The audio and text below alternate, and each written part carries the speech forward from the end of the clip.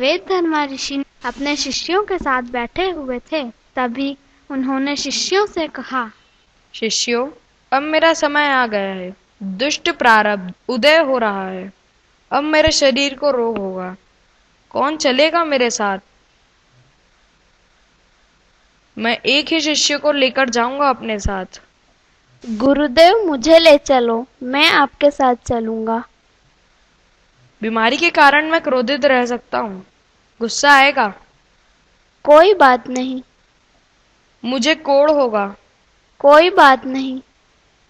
फिर चलो मेरे साथ। हम काशी में गंगा किनारे कुटिया बनाकर रहेंगे।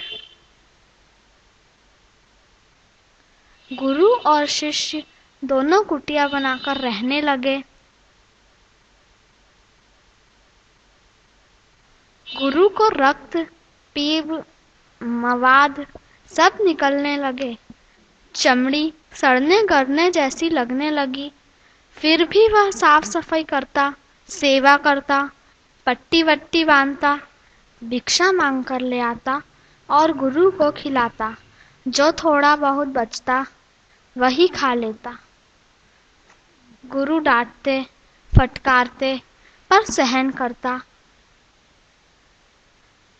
कोई बात नहीं, गुरु जो कह रहे हैं मेरी भलाई के लिए ही कह रहे हैं। आखिर उसकी सेवा और भक्ति से खुश होकर भगवान शिवजी प्रकट हो गए और बोले, बेटे, वरदान मांग। मेरे गुरु की तबीयत अच्छी हो जाए, बस यह वरदान दे दो। मैं तो कर दूं, पर गुरु से जाके पूछो कि वो राजी है। अगर वे राजी है तो मैं संकल्प कर दूं, फिर उनकी तबीयत ठीक हो जाएगी।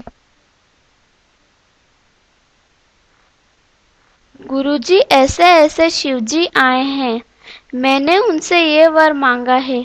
आपकी अनुमति हो तो मैं हाँ कर दूं। तुझे सेवा करने में अब जोर आ रहा है, इसलिए शिवजी से मेरे लिए मांगता है? जा, भाग जा। सेवा नहीं करनी तो घर चले जा। खबरदार अगर शिवजी से मेरे लिए कुछ मांगा तो।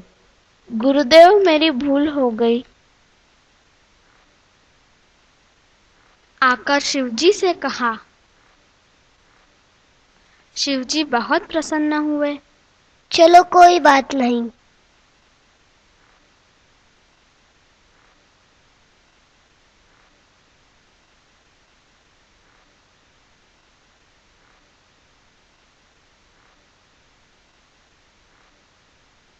फिर थोड़े समय बाद भगवान विष्णु प्रकट हो गए और बोले, बेटा, वरदान मांग। मैंने तो आपकी भक्ति की ही नहीं, मैंने तो आपकी उपासना की ही नहीं, फिर आप कैसे प्रकट हो गए? गुरु की भक्ति मेरी ही भक्ति है, इसलिए मैं प्रकट हुआ हूँ। तू कुछ वरदान मांग ले। शिवजी ने भी वरदान मांगने को कहा था, और मैंने जो मांगा तो गुरुजी नाराज हो गए थे। अब मुझे कुछ नहीं चाहिए। आप जहाँ से आए हो वहीं पुनः पधारो। आपने दर्शन दिए, आपकी मेहरबानी। तू कुछ मांग। जब तक तू कुछ मांगेगा नहीं ना बेटा, तब तक मैं जाऊंगा नहीं। तू कुछ मांग। तब इस प्रेमी भक्त सांदीपक के दिल से पुकार निकली। भगवान विष्णु के सामने वह कहता है, अगर देना चाहो तो एक बार ये देना। अगर देना चाहो तो एक बार ये देना। अगर देना चाहो तो एक बार ये देना। अगर देना चाहो तो एक बार ये देना। अगर देना चाहो तो एक बार ये देना। अगर देना चाहो तो एक बार ये देना।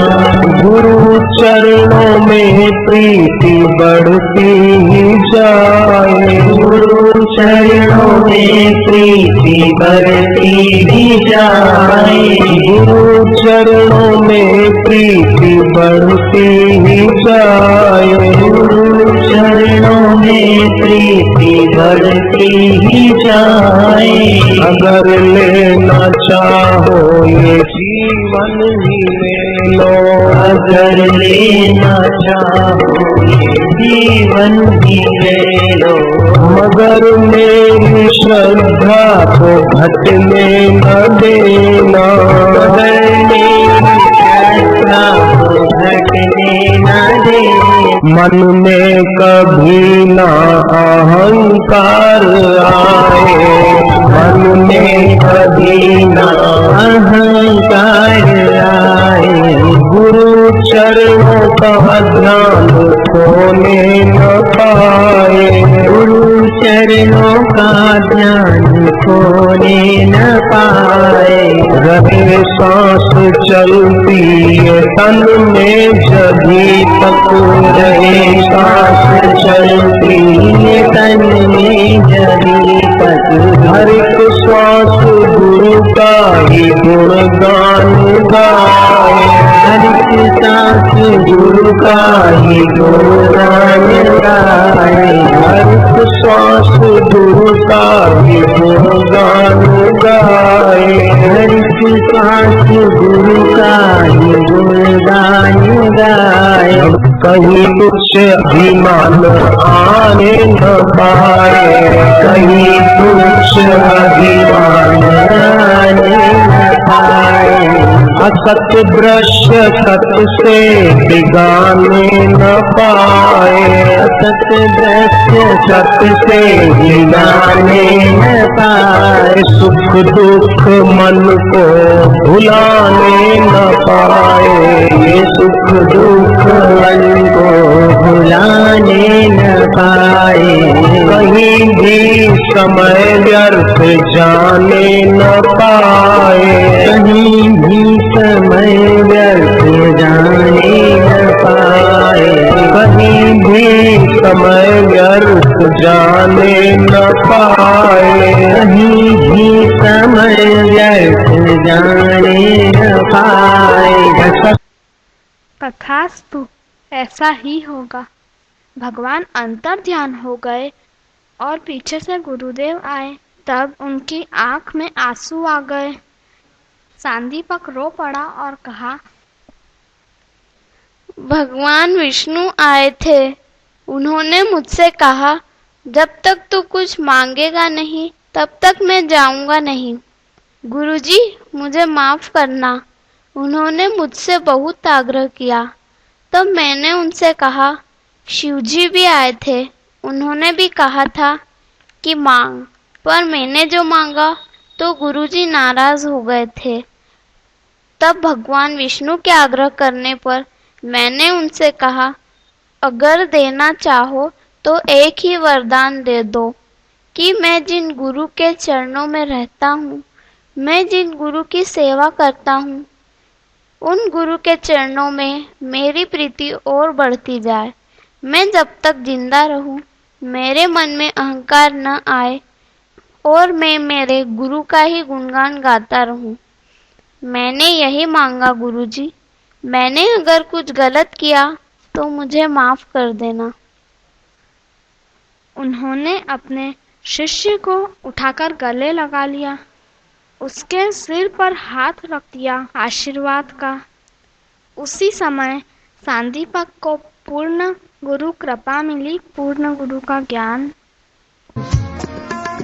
पूर्ण गुरु कृपा मिली, पूर्ण गुरु का ज्ञान। गुरुवर पूर्ण गुरु का ज्ञान। आंसू मल से हो गए साईं आशाराम।